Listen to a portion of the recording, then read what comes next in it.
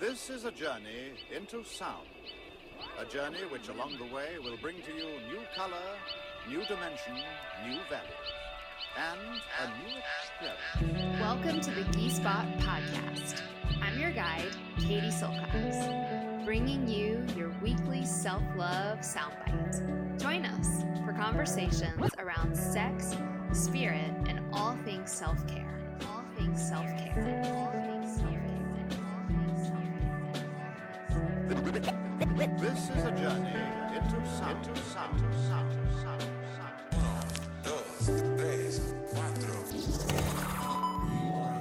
Hey everybody, Katie Silcox here with you on the Ghee Spot. Welcome back. We are here in beautiful Charlottesville, Virginia. October, fall season. I want to talk to you about fall and Ayurveda Tantra routines around fall. You know, one of the great premises of Ayurveda is that the more that you understand the rules, if you will, the laws, the seasons of nature, and the qualities of those seasons, the more that you can understand what's going on in your own body. And the more that you can understand what's going on in your own body as a mirror of the outside world, microcosm and macrocosm are mirrors for one another. Everything that you have inside your body, the microcosm of the body, is on the outside world. But also, everything that's out there in the world of the cosmos is reflected inside your own body. And so right now, especially if you're living in the hemisphere of the world that most of us are living in, we are in the fall season here in the United States. And the fall is a time when the beautiful green lushness of summer is starting to fade, especially early fall, which is right now. Early fall, according to the teachings, and it seems to be occurring, right, is the most vulnerable time of the year. And why is that? Well, you know, anytime that you have to change, it's hard, right? We've all experienced how hard change can be. And anytime that you're in transition, it's hard. So transitions in the tantric tradition are considered these powerful potential portals for spiritual enlightenment. It's like the power that sits, if you've ever sat beside someone who's dying, there is a transition portal. If you've ever sat beside someone, or maybe you've been that someone giving birth, you are in a powerful potential transitional portal, right? Life and death. If you've ever been in a relationship and ended the relationship, or been in a relationship and started the relationship, and on and on and on, all transitions, all change holds the potential energy of this wild sort of dying off and rebirthing. And so throughout the 4 seasons, fall is the single most powerful season in terms of being one of these potential portals through which we can experience the great rawness and vulnerability and also power of change and transition. And so it is the season of the Vata dosha, which is the air and the ether element. And so things get really dry and rough. And I'm looking outside right now, and literally the leaves are still green, but some of them are turning brown, and the wind is just blowing these leaves. And so that's what's happening inside our body. We have more dryness, roughness, movement in our body and our mind, erratic nature. We tend to feel really cold. You can actually notice that your body probably feels more cold in the transition from fall to summer to fall than it does in fall to winter. There's a real change. And so we're going from everything being really hot to suddenly it's going to be 30 something degrees tonight. And so it's that sharp change that can aggravate Vata. Vata doesn't mind the cold as long as it's steady, right? What gets Vata really annoyed is going from hot to cold, cold to hot, hot to cold. And so right now, that's what the days are doing. If you've ever lived in the San Francisco Bay Area, it's very Vata deranging because you can go outside and it looks like this beautiful sunny day, but as soon as the wind from the ocean picks up, you need to put on a jacket. It can be the dead of July and you need a jacket in San Francisco, or it can be the dead of December and you're stripping your jacket off and you're in a tank top in San Francisco. And so, Vata hates this, like the layering. You need to layer during, we say, the Vata season.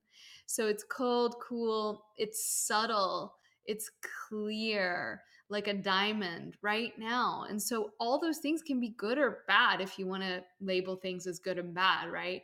We can use this subtle clarity of the season of Vata, which is the element of air and ether, and so space and light.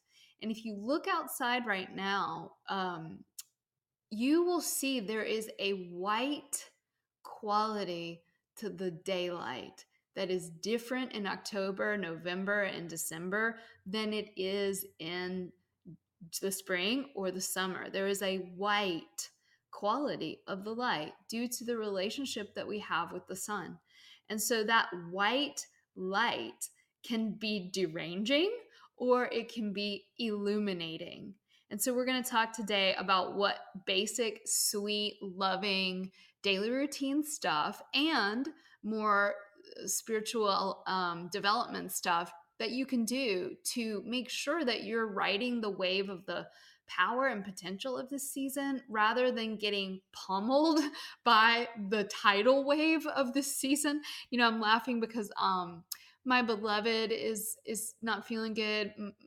By beloved, I mean just like all my beloveds. My mama right now, who, by the way, we're going to bring my mama Vera on the podcast because she's just this like beautiful Shakti of Venus energy. And one of my goals with Shakti School is to bring voices to women who are not in their 20s and 30s and 40s, but women who are actually in their 50s and 60s and 70s and 90s and 100s as elder wisdom portals. So Mama's going to come on the show, but she can't because she's sick.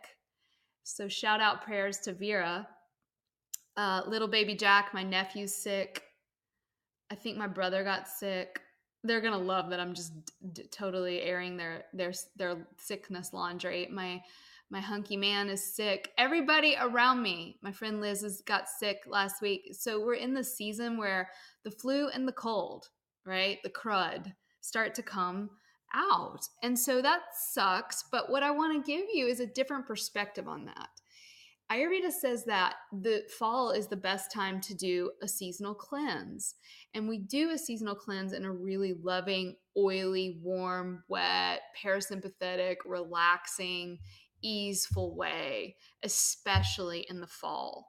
So you don't have to do a big mega cleanse, but what Ayurveda says is the best time to do a cleanse because already the body's like naturally shifting, dying, the leaves are dropping from the trees, all the plants are kind of going into hibernation mode, sloughing off mode, and your body's doing the same thing. And so if you can turn to practices, both diet and lifestyle practices that increase this natural sloughing off, dry, rough, windy kind of, I'm brushing my skin right now, dry brush, etc. If you can lean into that, then your body will support you. And what oftentimes happens is that people don't change their routine in the fall and they keep doing what they've been doing in the summer. And then everybody gets these colds and flus, which are our body's natural way of actually healing. And so one of the things you can think of is that, just a basic cold, rather than, oh, I'm sick, it's like, oh, I'm detoxing. Like I've got toxicity in my system, whether it be a virus or a bacteria or a parasite or whatever. And my body's knocking me down, and that's a good thing. And the best medicine is often the hardest one to take. And the best medicine for this time, if you're sick or not sick, is rest and digest. And so what I'm suggesting is that if you will rest and cleanse right now, your chances of getting sick are less. You still might get sick, right? Because shit happens, and a flu's a flu, right? And I don't want anybody to think that we're saying that if you do these routines, you'll never get sick, or that if you get sick, it means you're a bad yogini. It's not that at all. It's just, how can we ride these waves the most elegantly and efficiently as possible?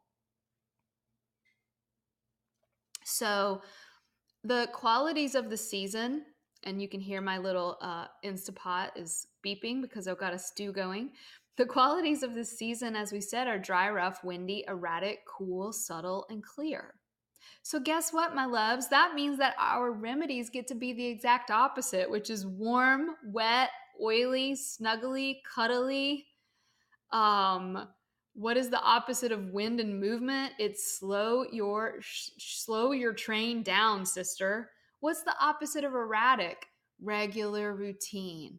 I've been getting up every morning around 4:30 or 5, and my body is literally knocking me out at 9 p.m. I don't think it was 9. I think it was literally 8:30 or 8 last night.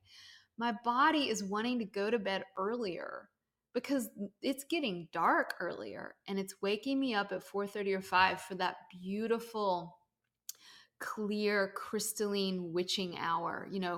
4:30, 3:30, 4:30 in the morning is the witching hour, and that's not a bad thing. It's when it's the most silent and the most clarity. There's a clarity, and it can also be super scary, right? We see what's in our mind at that time of the morning.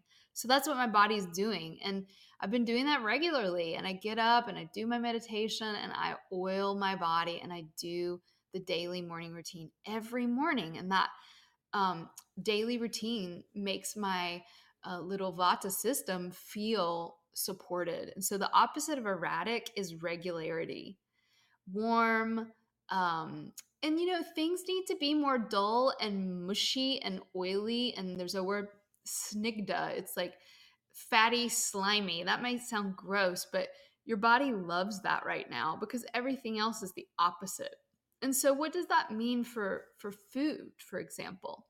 It means now's the time for steamed veggies, hot porridges in the morning, dairy, nuts, ghee, olive oil, avocado, dates, figs, sesame oil, pumpkin bread in general, stews, bone broths, spicy apple cider, any spices really, grounding root vegetables, roasted vegetables, any of your high protein, high fat, eggs, meat, if you eat that stuff. This is the time for that. Warmth, oily, etc. Now, if you're doing a cleanse, you can do a khichdi cleanse with lots of oil. You can do a bone broth and khichdi cleanse in the winter with lots of oils and spices and warming teas like ginger and turmeric. Wonderful way to cleanse. We want to avoid raw, cold, frozen food.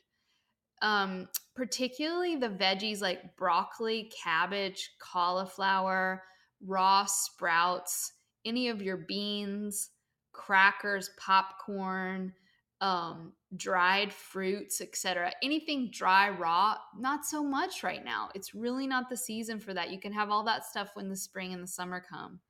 For now, it's got to be warm and wet, my sisters.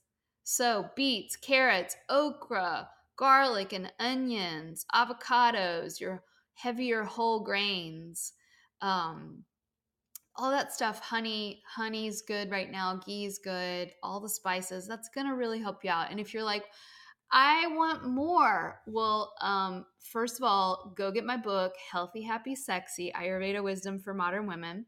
If you go onto my website, we can send you a signed copy. And join Ayurveda School, where we go into this at length. So that's the quick and dirty on it. This is, if you even just follow these things, you'll be ahead of the game. In terms of lifestyle routine, Abhyanga, Abhyanga, Abhyanga. You may be saying, what does that crazy sounding word mean? And it means self-massage, or others can massage you as well. It means massaging your body with warm oil. This is a staple of the traditional Indian preventative metaphysical medicine system. what would Ayurveda be without hot oil rubbed on your body? And the answer is kind of nothing. Ayurveda is obsessed with hot, warm oil, and they love to put it in every orifice of your body. And this is the time, I was telling students in Ayurveda school, we have class every Wednesday night, and it's so fun. And we're this group of 100 women, and we're all over the world, and we meet, we call it Ayurveda Wednesdays. And we had Ayurveda Wednesday this week, and I was just saying, now it's the time for these oil practices.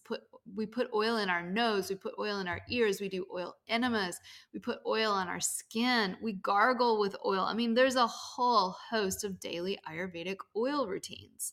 So get savvy to those. And they don't take that long, especially if you're going to bed early and waking up early, you can easily get on a morning oiling routine. Steam baths and wet saunas are great right now because it is the season of dryness. So warm and wet steam baths, taking baths, a wonderful practice. I take a bath almost every day in the fall and winter. And if you put a little salt and essential oils, it's really nice. And I recommend staying in the bath until you are ready to get out. And then once you get out, just drain the water, but sit in the bath and let all the water drain with you sitting there. There's a tantric energetic of feeling all that stuff just be pulled out of you down the drain. You can even feel old feelings, thoughts, emotions just being let go of. You can wear colors that are inspiring to you for the fall that emulate what's happening in nature. So any of the oranges and yellows and sort of burgundy, gold, red, this is a good time.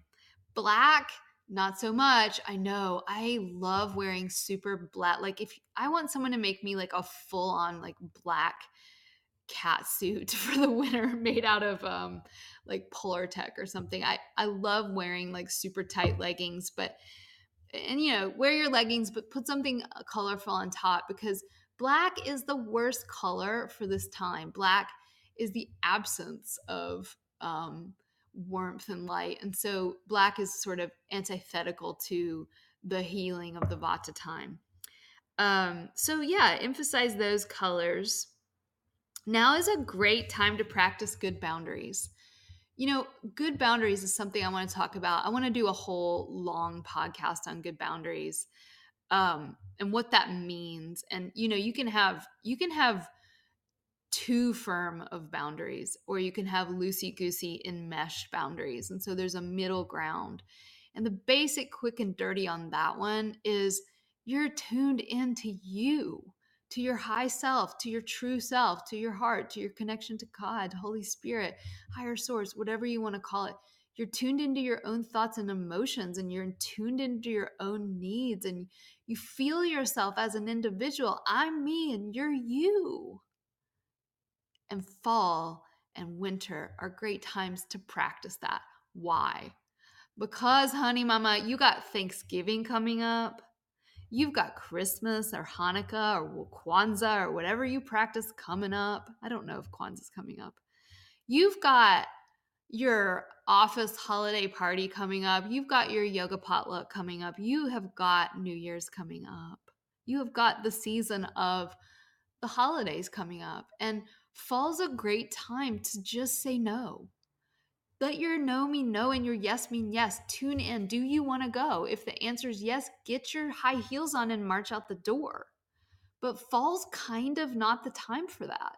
The teachings speak about avoiding loud sounds, aggressive music, right? We have the Sprint Pavilion right down the street. Literally, I can see it from our window, which is this beautiful, big, wonderful concert venue in Charlottesville. And now is really not the time for big, loud, aggressive music concerts. It's just not.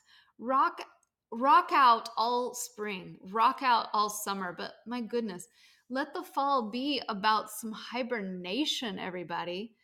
You can tell I'm passionate about this because I'm like truly such a secret introvert. So fall is the season for everybody to get their introvert on.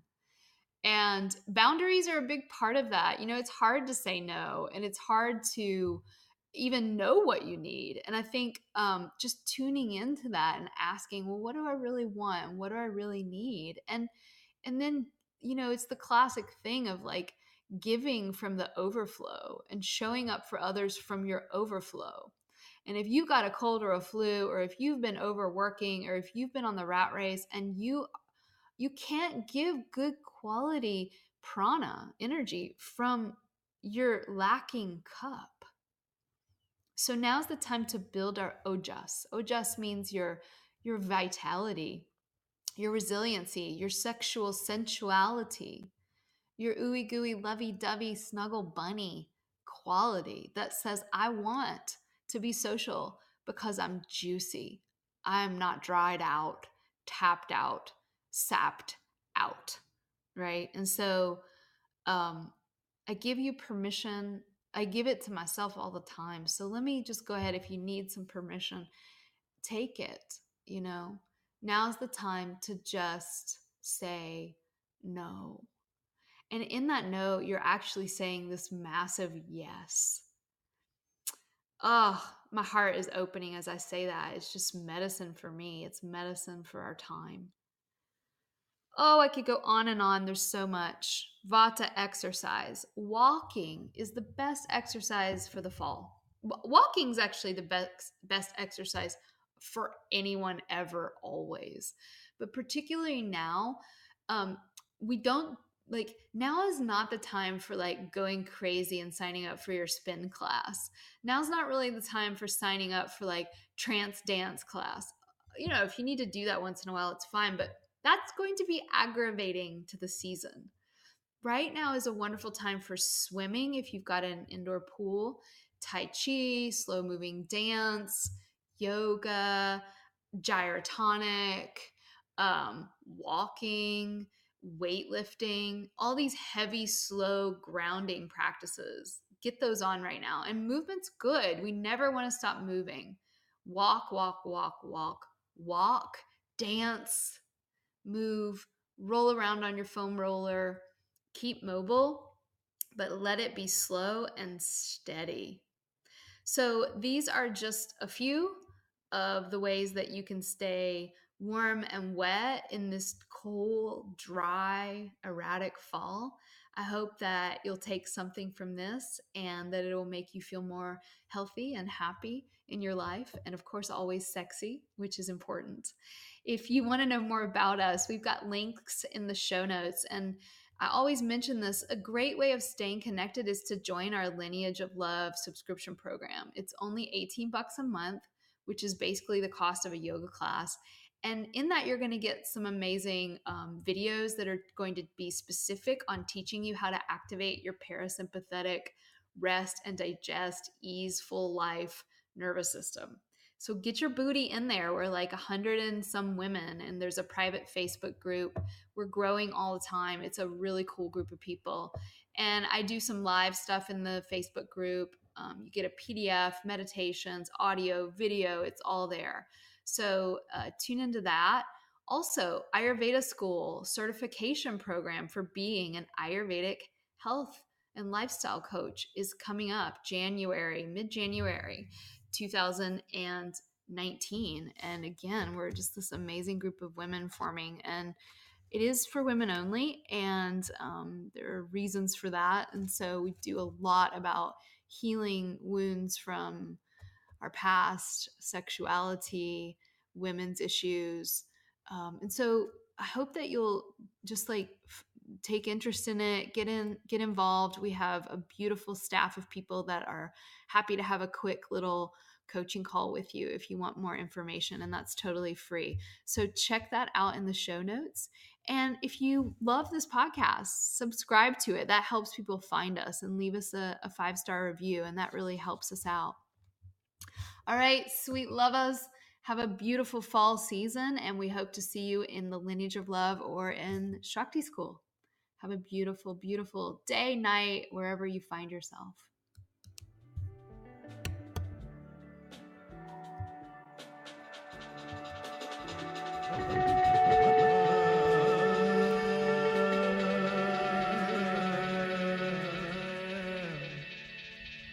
ফুটে ফুল